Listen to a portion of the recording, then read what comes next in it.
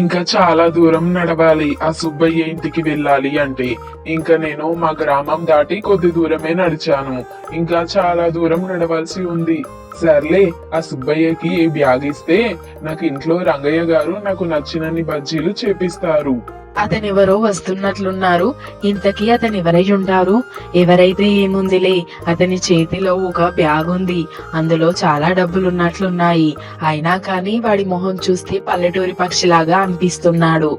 నేను వాడి చేతిలో ఉన్న బ్యాగ్ ని దొంగిలించి ఆ బ్యాగ్ లో ఉన్న డబ్బంతా తీసుకొని పారిపోతా.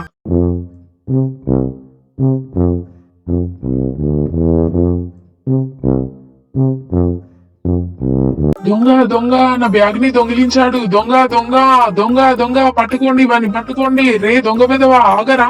వీడు ఇంతలా అరుస్తున్నా వెంట పడుతున్నాడంటే ఖచ్చితంగా ఈ బ్యాగ్ లో చాలానే డబ్బులున్నట్లున్నాయి.